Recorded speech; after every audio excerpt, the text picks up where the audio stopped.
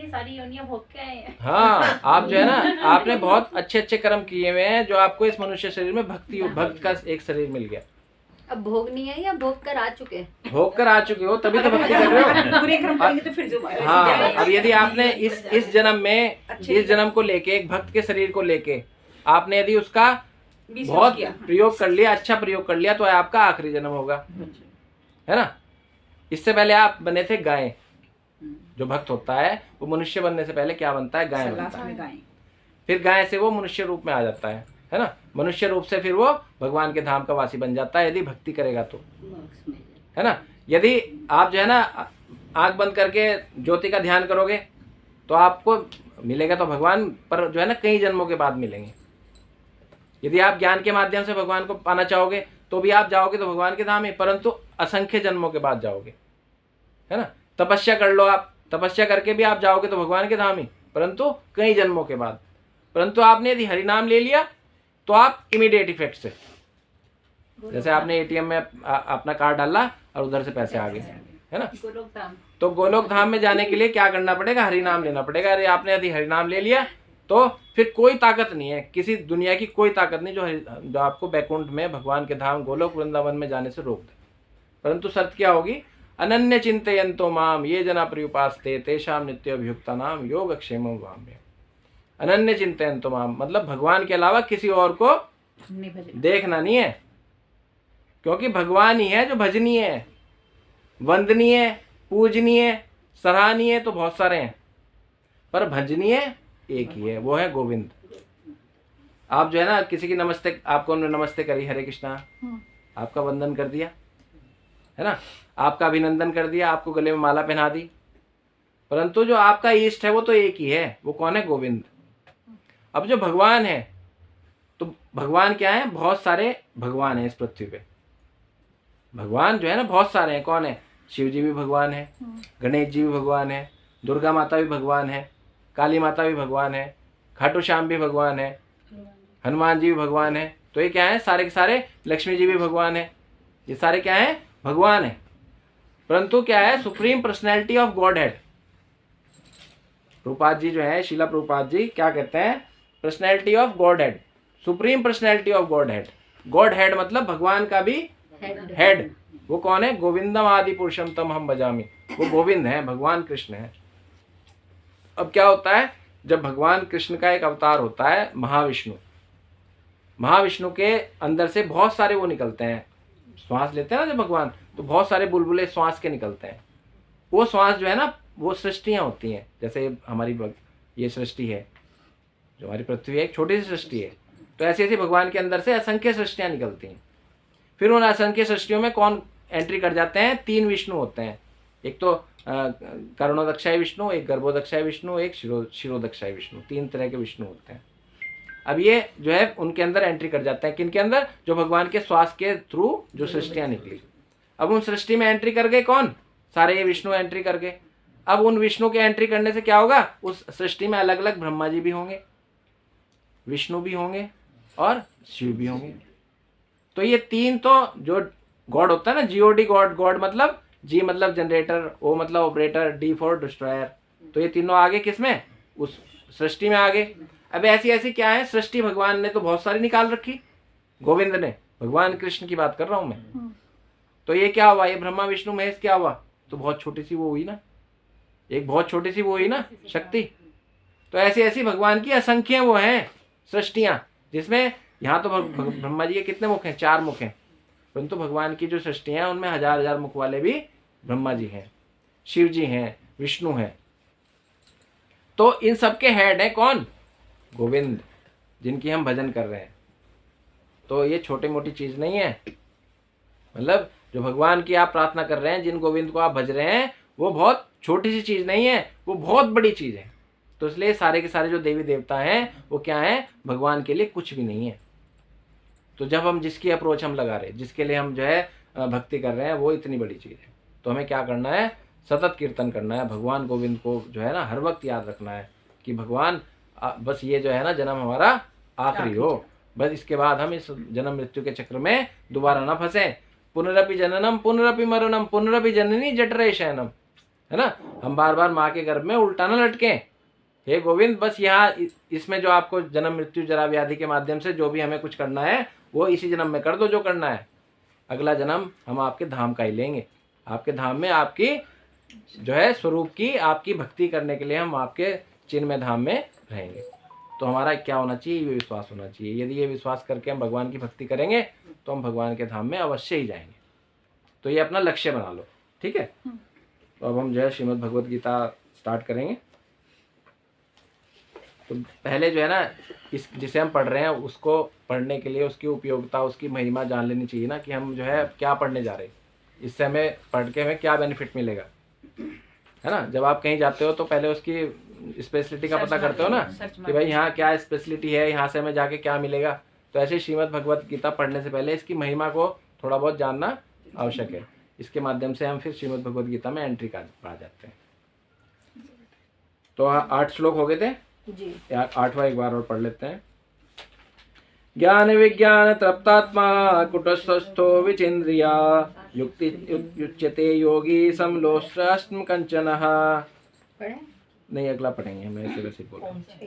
वह व्यक्ति आत्म साक्षात्कार को प्राप्त तथा योगी कहलाता है जो अपने अर्पित ज्ञान तथा अनुभूति से पूर्णतः संतुष्ट रहता है। ऐसा व्यक्ति अध्यात्म को प्राप्त जितेंद्रिय कहलाता है। वह सभी वस्तुओं को, चाहे वह कंकड़ हो, चाहे पत्थर हो, चाहे सोना हो, वो सब एक को एक समान से देखता है। तो जो भगवान का भक्त होता है उसके अंदर एक गुण आ जाता है, समतत्व, समता, समानता, संभाव, है ना।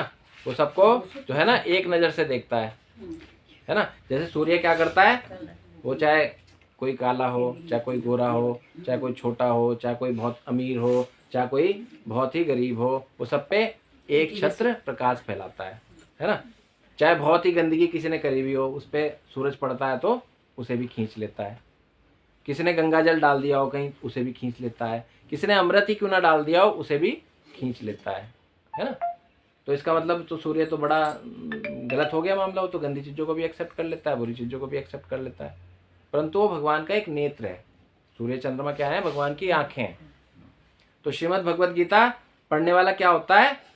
समतत्व उसके अंदर आ जाता है, समता भाव आ जाती है, समान भाव से सबको देखने लगता है। वो उसके पास कोई जो है ना अच्छा आ जाए तो हरे कृष्णा प्रभु जी, कोई बुरा आ जाए हरे कृष्णा प्रभु जी, किसी ने उसे दुख दिया हुआ हो हरे कृष्णा प्रभु जी, किसी ने उसके बहुत उसका सम्मान करा हो हरे कृष्णा प्रभु जी। तो वो क्या करता है, हर एक चीज़ को, चाहे वो चींटी हो चाहे वो बहुत बड़ा हाथी हो, सबको एक समान देखता है। ये नहीं देखता मंदिर में जाके अच्छा मार्बल का बना हुआ है मंदिर, मतलब ये बुद्धि खराब हो जाती है लोगों की। मंदिर में जाके क्या करते हैं, अपनी जड़ बुद्धि का प्रयोग करते हैं और भगवान के जो विग्रह है उसको कहते हैं अच्छा ये सोने की बनी हुई, ये तो पत्थर की बनी हुई।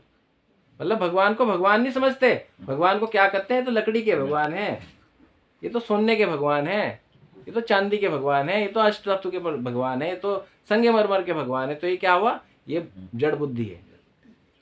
भगवान तो जो है ना बहुत अमूल्य चीज़ है। भगवान के लिए ये सारी चीज़ें वो थोड़ा ना वैल्यू रखती हैं। तो भगवान को नहीं देखते, भगवान किस चीज़ से बने हुए उस चीज़ को देखते हैं। तो इसलिए हमें क्या देखना चाहिए, हर एक के अंदर भगवान की जो आत्मा परमात्मा स्वरूप हर एक के अंदर जो विराजमान है हमें उसे देखना चाहिए। तो हमारे अंदर क्या आ जाएगी, संतत्व आ जाएगी। हम जो है विजेंद्रिय हो जाएंगे, जितेंद्रिय हो जाएंगे। तो क्या कह रहे हैं, ऐसा व्यक्ति अध्यात्म प्राप्त करता है और जितेंद्रिय हो जाता है। जो अध्यात्म को प्राप्त करता है वो जितेंद्रिय हो जाता है। अध्यात्म क्या, जो भगवान के वर्चस्व को, भगवान के मतलब पावर को समझ जाता है कि ये सब कुछ भगवान के कारण है। हम क्या हैं, यहाँ निमित्त मात्र जो है, केवल उनके प्रोग्राम में पार्टिसिपेट करने इस पृथ्वी पे आए हुए हैं, जो उन्होंने मतलब डाउनलोड करके यहाँ भेजा हुआ है। हम केवल उनको जो है करने के लिए, सिद्ध करने के लिए, उनकी लीलाओं को सिद्ध करने के लिए हम यहाँ धराधाम पे आए हुए हैं। तो उसको बोलते हैं अध्यात्म, और उसे कहते हैं जितेंद्रिय। जितेंद्रिय क्या होता है, हमारी जो है ना इंद्रियां होती हैं। कौन कौन सी इंद्रियां होती हैं हमारी, एक कर्म इंद्रियां होती हैं और एक ज्ञान इंद्रियां होती हैं। तो ये जो 5-10 तरह की इंद्रियां होती हैं, ये की सारी क्या होती हैं, भगवान के काम में लगानी चाहिए, है ना। हम क्या करते हैं, हम सारा दिन उल्टे सीधे काम करते हैं। आंखों से जो है ना हम गंदी गंदी चीज़ें देखते हैं, है ना। हम नाक से जो है ना गंदी गंदी चीज़ों को सूंघते हैं, है ना। हम मुंह से जो है ना गंदा गंदा खाना खा लेते हैं, है ना। मुंह से और भी बातें भी बनाते हैं उल्टी सीधी। हाथों से हम किसी की पिटाई कर देते हैं, या किसी की चैन खींच लेते हैं, या किसी को कुछ कर देते हैं, है ना। मतलब मैं आपकी नहीं बात कर रहा, पिटाई तो हम करते अपने बच्चों की अच्छे से पिटाई करते हैं, ऐसा नहीं है। अब जैसे बच्चों की पिटाई कर दी, बताएं तबीयत की। लेकिन उनके हित में तो किए ना, उनके भाई अगर हम बच्चों की पिटाई कर रहे हैं तो उनके हित में तो करिए। मतलब ये हम करते हैं, ऐसा हमें लगता है। नहीं, अगर हम बच्चों को नहीं समझाएंगे, भाभी ऐसा हमें लगता समझाने में पिटाई कर रहे तो लेकिन पिटाई तो करते हैं ना, करते हैं इन हाथों से। तो ये जो हम करते हैं ना, ये जब सारी चीजें सब अपने शरीर की जो इंद्रियां हैं उनसे उल्टे सीधे काम करते हैं, तो क्या होता है, ये सारी की सारी इंद्रियां जो क्या होती हैं, वो होती हैं दुर्दशा में आ जाती हैं, दुर्गति हो जाती है इन इंद्रियों की, क्योंकि हम सारा दिन अपने इंद्रिय तृप्तियों के लिए सारे काम करते हैं। परंतु जैसे ही हम इंद्रियों को कहाँ ट्रांसफर कर देंगे, भगवान की सेवा में ट्रांसफर कर देंगे, तो ये क्या होगी, ये इंद्रियां जो है ना जितेंद्रिय हो जाएंगी। ये क्या होंगी, इनको हमने जीत लिया है ना, इंद्रियों पे वश कर लिया। जैसे कि आपके घर में कोई कुत्ता है ना, अब जैसे ही मैं आपके घर में आया तो उस कुत्ते ने मुझे देखा, पहली बार शुरू कर दिया भौं भौं भौं भौं भौं भौं, है ना, तो आप क्या कहोगे, टाइगर, ये प्रभु जी हमारे हैं अपने, तो वो क्या करेगा, कुत्ता बैठ जाएगा। तो ऐसे ही जो है ना, जो मन है, जो इंद्रियां हैं, ये सारी की सारी क्या है, ये हमारे पालतू कुत्ते नहीं, कुत्ते क्या ये हमारे पालतू जो है वो है, पालतू है, पेट्स हैं। परंतु क्या हो रहा है इस टाइम पे, क्या होता है, हमारी की सारी इंद्रियां कि हम पेट हैं। इस टाइम क्या स्थिति है कलयुग में, सारी की सारी इंद्रियों के क्या है, हम पेट हैं, मतलब हम गुलाम हैं उनके, जबकि हमें उनके गुलाम होना चाहिए। और हम किसके गुलाम हैं, हम अपनी इंद्रियों के गुलाम। तो हमें क्या करना है, उसको कहना है कि इंद्रियों कंट्रोल, बैठ जाओ, तुम्हें जो है कोई इधर उधर की कुछ नहीं करना है। तो क्या होगा, मन तो बच्चा है। हाँ। अब ये 10 इंद्रियां तो हो गई, अब 10 इंद्रिय के बराबर जो है ना भगवान ने एक इंद्रिय और बना रखी, मन। भगवान कहते हैं सारी इंद्रियों में मैं मन हूँ। अब मन जो है भगवान ने 11वीं इंद्रिय बना दी। अब 11वीं इंद्रिय बना दी, अब भगवान कह रहे कि भाई यदि मन को तुम मेरे में लगाओगे तो तुम मुझे प्राप्त कर जाओगे, और भगवान को यदि मन को तुम इस पृथ्वी में लगाओगे, इस दुखालय में शाश्वतम में लगाओगे, तो तुम यहीं के हो जाओगे। तो हमें क्या करना है, जो ये जो हमारी 11वीं इंद्रिय है मन, इसको कंट्रोल में रखना है। और वो कंट्रोल कैसे होगा, जब हम भगवान का सतत कीर्तन करेंगे, गोविंद को बार बार जो है भजन करेंगे, तो क्या होगा, जो मन की इंद्रिय है वो आपके कंट्रोल में आ जाएगी, है ना। अब कहता है ना, अर्जुन कहता है कि भगवान मैं जो है ना हवा को एक बार वो काबू कर सकता हूँ, परंतु मन को नहीं काबू कर सकता। तो भगवान कहते हैं कि कोई बात नहीं, तुम मन को काबू नहीं कर सकता तो प्रयास तो कर सकता है, तो प्रयास कर। यदि तू प्रयास करेगा, सतत भगवान का कीर्तन करेगा, भगवान को बीच में डाल के तू कीर्तन करता जा, और कीर्तन करते करते क्या होगा, तेरा जो मन है ये सद जाएगा, फिर ये तेरे अकॉर्डिंग चलेगा, और फिर तेरे अंदर वैराग्य भी आ जाएगा।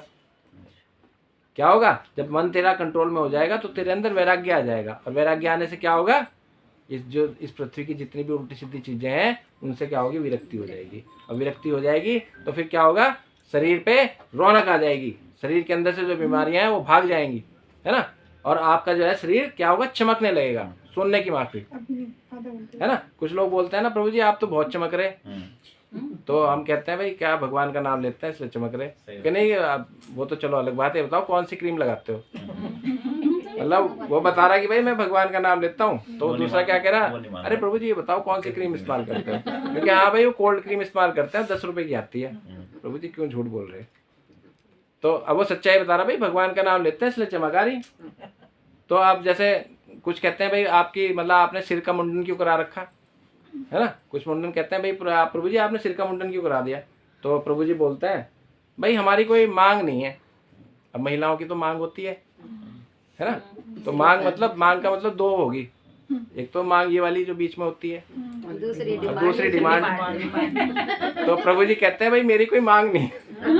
प्रभु जी कौन सी मांग, आपकी मांग कैसे होगी, जब आप बाल नहीं रखते तो मांग कहाँ से निकाल लोगे। तो ऐसे ही जो है ना महिलाओं की मांग होती है, तो महिलाओं की दोनों मांग होती हैं। एक तो जो है जो ओरिजिनल भगवान ने जो मांग दे रखी वो तो निकालते ही हैं, परंतु दूसरी मांग भी जो है उसके पैरेलल चलती है, डिमांड। तो ऐसे ही जो है ना भक्तों की क्या होती हैं, डिमांड्स होती हैं। यदि मतलब यहाँ के रहने वाले जीवों की क्या होती है, डिमांड होती है। यदि वो डिमांड ना हो तो वो क्या बन जाए, प्रभु जी बन जाए। तो प्रभु जी बनने के लिए क्या करना पड़ेगा, नो डिमांड, डिमांड खत्म। यदि आपके जीवन में डिमांडिंग पावर खत्म हो जाए, आप डिमांड करना बंद कर दें, ऐसा कैसे हो सकता है। सततम कीर्तयन्तो माम, सतत कीर्तन करो भगवान का, इसलिए जो है डिमांड खत्म हो जाएगी। नहीं खत्म, धीरे धीरे हो जाएगी। फिर जो आपकी डिमांड होगी ना, फिर जो आपकी डिमांड होगी वो भगवान गोविंद के लिए होगी। मतलब जितना हमें जरूरत है बस फिर आपको जो है वो आप उतना चीज को एक्सेप्ट करोगे जो भगवान गोविंद की सेवा में युक्त होगा, बस वो आप इस्तेमाल करोगे, उसके अन्यथा आप कुछ नहीं इस्तेमाल करोगे। तो इसलिए जो डिमांडिंग है उसको खत्म करना पड़ेगा यदि भगवान की भक्ति को अपने जीवन में लाना है। क्यों प्रभु जी, ऐसा क्यों? डिमांड के संग भगवान जी की भक्ति नहीं हो सकती? देखो जो है ना, जब डिमांड होगी ना तो डिमांड होगी तो फिर उसे भोगना भी पड़ेगा। आपने अपने माता पिता से आपने अपने पिताजी से डिमांड करी, पापा मुझे गाड़ी दिला दो। अब पापा ने कहा भाई मेरी पुत्री ने मुझे कहा, पहली बार कुछ कहा, चल भाई ले ले। क्योंकि हम चाहते हैं कि अगर हम गाड़ी में कहीं पर भी आए जाए तो भी भगवान का भजन कानों में पड़ता रहे। इस बात को ऐसे क्यों नहीं हम सोचते? यदि आपके पिता ने आपको गाड़ी दिला दी है? तो आप गाड़ी दिलाने के बाद क्या करोगे? मोबाइल में चला लो। अब आप गाड़ी तो मोबाइल भी तो एंड्रॉइड चाहिए ना फिर। इधर मजा नहीं आ रहा था देखो। इसने सोचा अब डिमांड करने की बात आ गई, भैया सामने ही बैठ गए। टॉपिक इंटरेस्टेड हो गया। आपकी डिमांड पूरी हो गई। अब जैसे ही आपकी डिमांड पूरी हुई, आपको जैसे ही जो है क्या माता पिता ने आपको गाड़ी दिला दी, तो अब गाड़ी में क्या होगा? गाड़ी आपको भजन नहीं करने देगी।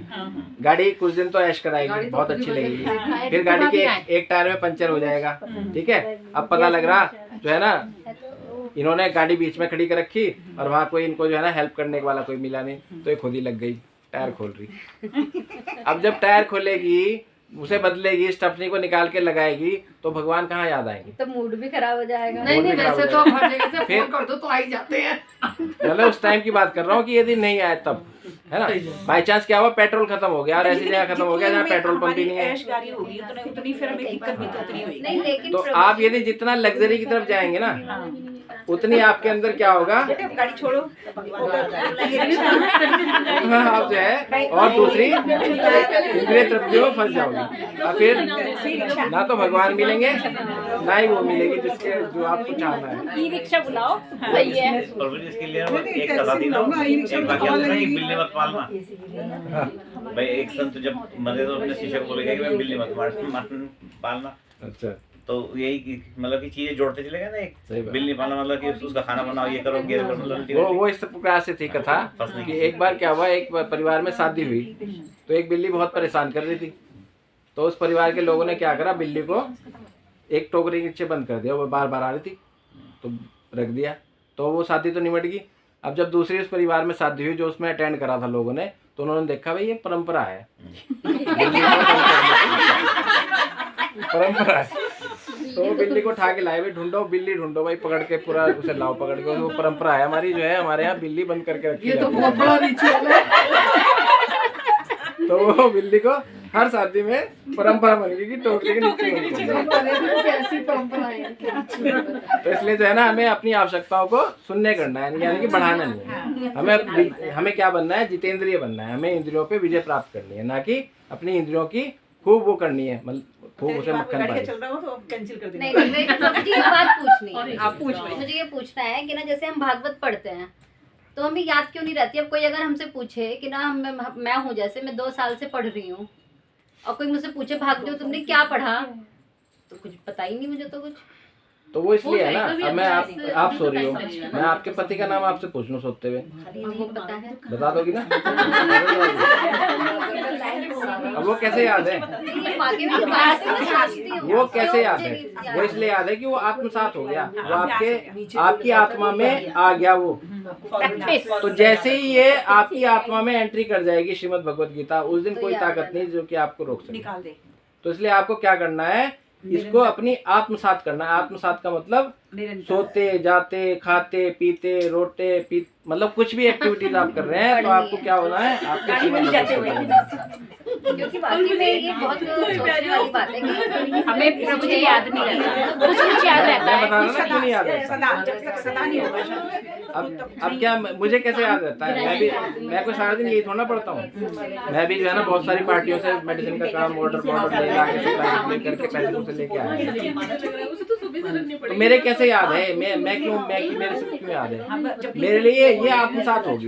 मैंने ये समझ लिया कि श्रीमद् भगवत गीता मेरा जो है भगवान जाने का टिकट है। श्रीमद् भगवत गीता को मैं इस्तेमाल करके भगवत धाम जाऊंगा, ये मैंने मान लिया, आत्मसात कर लिया कि मेरे तो गिरधर गोपाल दूसरा ना कोई। तो जब आप ये धारणा बना लेंगे, अच्छा ये जो है ना, ये हंसी मजाक भी जो है ना, ये सत्संग है। आप इसे समझ लीजिए, ये हंसी मजाक जो हो रही है ना, ये भी सत्संग है। ये तो बहुत बड़ा सत्संग है। और ये सत्संग के माध्यम से ये आपके अंदर ऐसा बीज रोपित हो जाएगा आज कि आप जो है श्रीमद् भगवत गीता को अपनी फर्स्ट प्रायोरिटी पे, ये याद नहीं रहता लेकिन ये हंसी मजाक याद रहेगा। सही बात है। तो अब यदि आपने जो है तो हमारे अंदर ये कर लिया, तो इसलिए जो है ये आपके लिए बहुत ही बेनिफिशियल होने जा रहा है। अब जैसे ये जनवरी भी खत्म हुआ, फरवरी आया, अब गौरनीताई भगवान चैतन्य महाप्रभु का जन्म दिवस आने वाला है ना, जो कि इस कलयुग के भगवान है। कलयुग में जो है ना, कलयुग में भगवान कृष्ण जो है राधा रानी और कृष्ण का रूप लेके आज से 550 वर्ष पूर्व जो है चैतन्य महाप्रभु बंगाल में उत्पन्न हुए। गौर वर्णी थे। गौर मतलब उन्हें बोलता है जय गौर। गौर मतलब गौर वर्ण के। कब है प्रभु जी? अब वो 1-2 तारीख को है, 1 मार्च 1-2 मार्च को।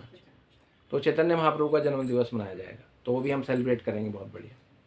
तो इसका मतलब क्या है कि गौर वर्ण का जो है ना चमकता हुआ राधा रानी की जो कांति है, उन्हें लेके भगवान जो है राधा कृष्ण का युगल रूप लेके इस पृथ्वी पे आए थे आज से 550 वर्ष पूर्व। उन्होंने बहुत अच्छी अच्छी लीलाएं करी इसमें, सेम डिक्टो कृष्ण की लीलाएं करी।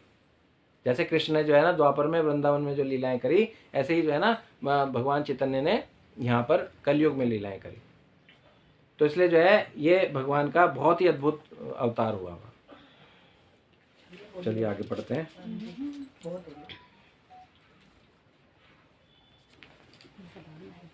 तो इसे तो समझ गए ना आप श्लोक को? तो इसलिए जो कोई भी जो भगवत व्यक्ति होता है, आध्यात्मिक व्यक्ति होता है, वो हर एक चीज को क्या करता है, वो बहुत मतलब एक समान देखता है। उसके लिए सोने में कोई अंतर नहीं, चांदी में कोई अंतर नहीं, पत्थर में कोई अंतर नहीं, कौवे में कोई अंतर नहीं, और गधे में कोई अंतर नहीं, और जो मांस भक्षी जो जानवर है उसमें कोई अंतर नहीं। विद्या विनय संपन्ने ब्राह्मणे कवि हस्तिनी सुनी चेव शपाके च पंडिता समदर्शिना। तो जो भक्त होता है वो गाय में, कुत्ते में, जो वो होता है ना चंडाल, जो मांस मतलब कुत्ते का भी मांस को हजम कर लेता है, उसे बोलते हैं चंडाल, तो उसमें भी, और एक बहुत बड़े विनय पंडित में भी और गाय में भी कोई अंतर नहीं देखता। जो भगवत पुरुष होता है, जो भगवान का भक्त होता है, उनके अंदर सब में क्या होता है, भगवान का वास होता है। वो भगवान को देखता है। अब हम नमस्कार करते हैं ना सबको, नमस्ते, नमस्ते क्यों करते हैं हम? नमस्ते उसको करते हैं जो परमात्मा हमारे हृदय में विराजमान है, उसको हम परमात्मा को प्रणाम करते हैं। नमस्ते, नमो अस्ते, मतलब जो आप विराजमान है, सबकी हृदय में जो परमात्मा विराजमान है, भगवान गोविंद ही है, वो कृष्ण ही है, उनको प्रणाम करते हैं हम। ये सोच रहे हैं कि मैं आपको प्रणाम कर रहा या आप मुझे प्रणाम करें ना। जो हमारे एक दूसरे के अंदर जो साक्षात गोविंद का वास है, हम उसको प्रणाम करते हैं। ठीक है, तो इसलिए जो है क्या करना चाहिए, हमें सबको एक समान देखना चाहिए। अब हम पढ़ेंगे 9वां श्लोक। सुहत्र मित्र अरि उदासीन मध्यस्थ देव बंदशु साधुषु अपि च पापेषु समबुद्धि विशिष्यते। पढ़िए। सुहृद मित्र अरि उदासीन मध्यस्थ द्वेष बंधुषु साधुषु अपि च पापेषु संबुद्धि विशिष्यते। अब आप पढ़ो, तीनों एक साथ पढ़ो। अच्छा, आवाज आनी चाहिए तीनों की।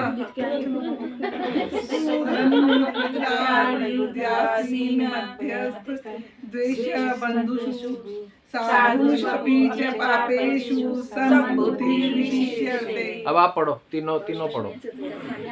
चलो पढ़ो। जो नीचे लिखा हुआ है, आजा, जो नीचे लिखा हुआ है तोड़ के बताओ। ये पढ़ना, देखो इन्हें बता के पढ़ो, नीचे से पढ़ो। पढ़िए आप पढ़िए। संधि विच्छेद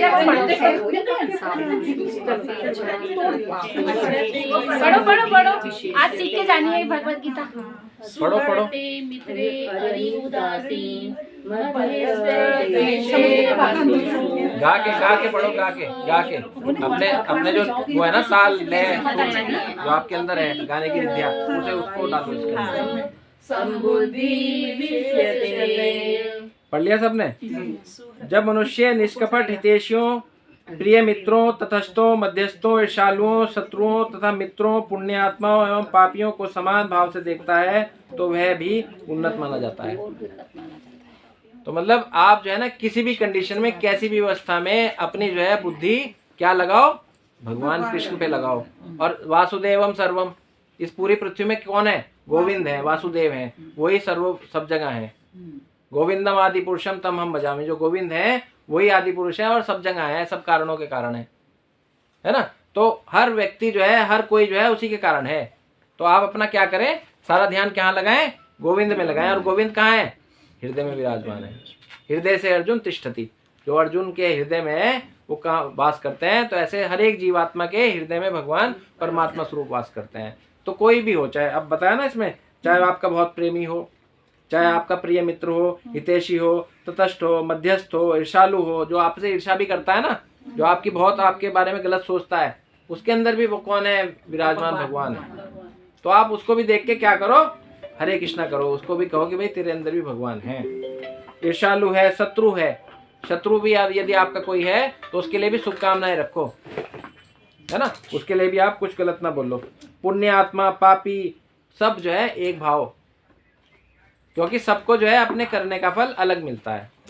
जो आप करोगे वो आप उसके अधिकारी, जो दूसरा करेगा वो दूसरा उसकी चीज का अधिकारी। तो इसलिए आप अपना कोई भी काम जो है किसी के लिए गलत ना करो। तो इसका कारण क्या होगा? आप जो है भगवान के धाम जाने के अधिकारी बन जाओगे, है ना। अब अगला श्लोक 10वां। योगी युजित सततात्मात्मनम् रहसि स्थितः एकाकी यत्त चित्तात्मा निरासी अपि प्रग्रह। पढ़िए।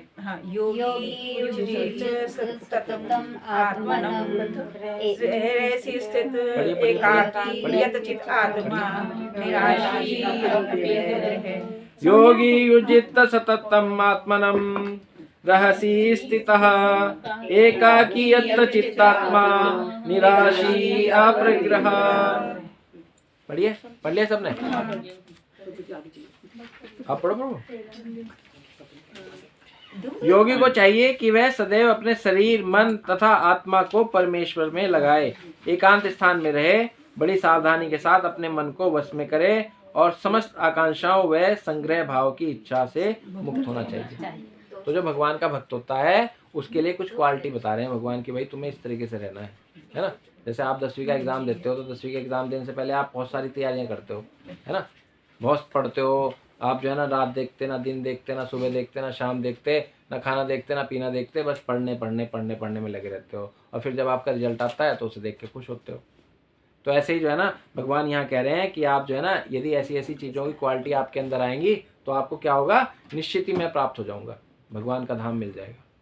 तो क्या कह रहे हैं कि आप सदैव अपने शरीर, मन तथा आत्मा को परमेश्वर में लगाएं, है ना। अपने सारे शरीर की जो इंद्रियां हैं, पीछे है ना जितेंद्रिय, आप जितेंद्रिय बन जाओ। आप अपनी सारी इंद्रियों को कहाँ लगा दो? भगवान की सेवा में लगा दो। कैसे लगाओगे? अपनी आंखों को भगवान के दर्शन करने में लगा दो, अपने नाक को भगवान के फूलों को, तुलसी पत्र को सूंघने में लगा दो, अपने मुख को भगवान की गुणगान गाने में और प्रसाद खाने में लगा दो, है ना। अपने जो आपके हाथ हैं उन्हें भगवान की सेवा में लगा दो। अब जिनके घर में गोपाल जी हैं उनकी जो है ना नित्य प्रति क्या होनी चाहिए? उनके मालिश होनी चाहिए, देसी घी से उनके शरीर की मालिश होनी चाहिए, है ना। तो क्या होती है? भगवान के की सेवा हो गई, है ना, भगवान के चरणों की सेवा हो गई। और जो है और अपने पैर जो है, हमारे पैर क्या हैं? पैर भगवान के धाम में जाने के लिए हम प्रयोग करें, है ना। तो ये सारी सारी हमारी इंद्रियां क्या होंगी? ये पवित्र हो जाएंगी जब हम ये काम करेंगे, है ना। तो इसलिए हम क्या होंगे? जितेंद्रिय हो जाएंगे। शरीर, मन तथा आत्मा को परमेश्वर में लगाओ। मन भी भगवान को किस में लगाना है? भगवान के उसमें लगाना है। अब बार बार जो है ना आपका मन कर रहा भाई टीवी देख लूं, नहीं, भगवत गीता पढ़नी। आपका मन करा बाहर जो है जाके किसी से बातें कर लूं इधर उधर की, नहीं, भगवत गीता पढ़नी। कौन कर रहा? मन करा रहा। मन कह रहा ना भगवत गीता पढ़, श्रीमद् भगवत गीता पढ़, भागवतम पढ़, रामायण पढ़, रामचरितमानस पढ़, इधर उधर नहीं जाना। तो ये क्या है? मन के द्वारा भगवान की सेवा। फिर कह रहे हैं आत्मा। आत्मा क्या है? भगवान का ही अंश है। भगवान क्या है? सत्य, चित, आनंद है। भगवान क्या है? अब मैं कहूँ आपको कि भाई हम तो जो है ना पंच तत्वों से मिलके बने हुए, हम किससे बने हुए? पंचतत्व। हम जल, भूमि, वायु, अग्नि, आकाश, इन चीजों से मिलके बने हुए। परंतु भगवान किस चीज से मिलके बने हुए बताओ आप? सच्चित आनंद। अब सच्चिदानंद है भगवान, सच्चिदानंद से मिलके बने हुए। सत्य क्या है? सत्य।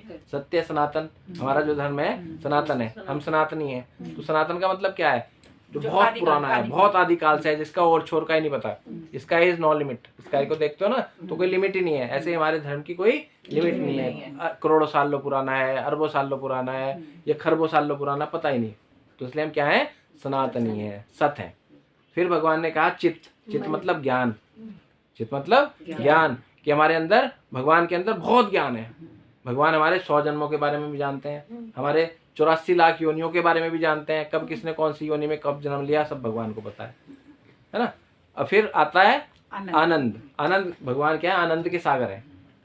भगवान क्या है? आनंदम बुद्धिवर्धनम। भगवान क्या है? आनंद की वो प्रकाष्ठा है। भगवान आनंद से परिपूर्ण है, भरे हुए हैं। तो इस प्रकार जो राधा रानी है वो कौन है? आनंद का सागर है। वो किसके लिए है? भगवान कृष्ण के लिए है। तो आनंद प्रदान करती हैं राधा रानी भगवान कृष्ण को। तो भगवान क्या है? सच्चिदानंद है। तो इस प्रकार से परमेश्वर आत्मा को, और आत्मा किसका अंश है? भगवान का अंश है। तो भगवान का अंश होने के कारण वो क्या हुआ? वो भी सच्चिदानंद हुआ ना। जो प्रकृति भगवान की है वही प्रकृति किसकी हुई? आत्मा की हुई। तो हम वो हमारी आत्मा क्या है? सच्चिदानंद घन, भगवान की स्वरूप है। जैसे भगवान क्या है? भगवान जो है, भगवान को कोई वो बनाना है, बहुत बड़ा पर्वत बनाना है, तो भगवान क्या करेंगे? पर्वत बन जा। हमारी तरह ये तो नहीं मकान बनाने के लिए जो है 1000 चीजें इकट्ठे करेंगे, फिर असेंबलिंग कर करके मकान बनाएंगे, है ना। भगवान तो सोचेंगे, सोचने मात्र से जो है वो चीज कब संकल्पित हो जाएगी। संकल्प से, भगवान के संकल्प से सिद्धि तक। परंतु हम भी जो है ना, जब सो जाते हैं सपने में, तब हम भी तो सृष्टि करते हैं।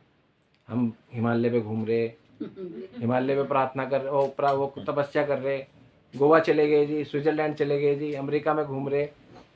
तो ये कौन है? ये क्या है? ये हमारी वो है, मतलब हमारे सपने।